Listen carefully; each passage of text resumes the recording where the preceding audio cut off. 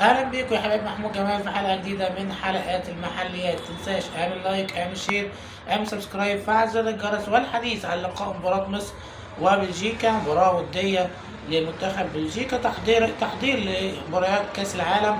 طبعا عنده في مجموعته منتخب المغرب، فبيلاعب فريق شبه منتخب المغرب وهو المنتخب المصري. هتقول لي مباراه وديه، هتقول لي بلجيكا ما لعبش لوكاكو، كيفن دي بروين ما لعبش غير شوط واحد. هقول لك منتخب مصر اللي عاجبني فيه هي الروح اللي سايده المنتخب، اللي يثبت لك ان اكرم توفيق يارين كراسكو لاعب اتلتيكو مدريد من افضل الاجنحه الموجوده في العالم، ما عداش منه غير مره وحيده فقط. واكرم توفيق كان من افضل لعيبه المباراه، الرجوله العزيمه اللي بتبان في الفريق منتخب مصر. اللي عاجبني كمان في روي فيتوريا ان احنا ما بقيناش منتخب محمد صلاح، لا بقينا منتخب مجموعه بتخدم على محمد صلاح، محمد صلاح بيخدم على المجموعه. وده اللي كان عاجبني النهارده في اداء المنتخب المصري. طبعا الهدف الاول جاء من خطا من كيفن دي بروين في الاستلام، قطعها منه مصطفى محمد ودخل في البوكتس ما بين الدفاع والوسط، وسدد تصويبه صاروخيه على الحارس تيبو كورتوا، حارس مرمى ريال مدريد، افضل حارس في العالم.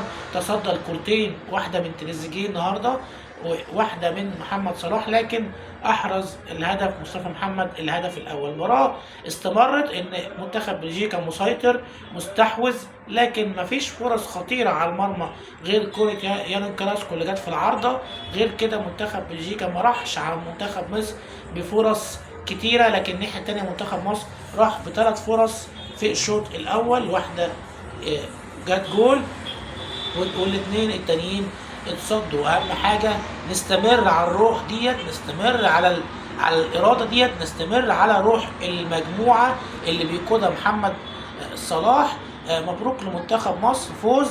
بنقول لمنتخب المغرب لازم تكون عندك مجموعة قوية تلعب على الدفاع وتلعب على الهجمة المرتدة. دفاع بلجيكا حتى الأساسي برتوخل فاير دفاع مش قوي قوي. أضعف خطوط منتخب بلجيكا هو خط الدفاع. مبروك لمصر، هارد لك لبلجيكا. وفي آخر الكلام السلام عليكم ورحمة الله وبركاته.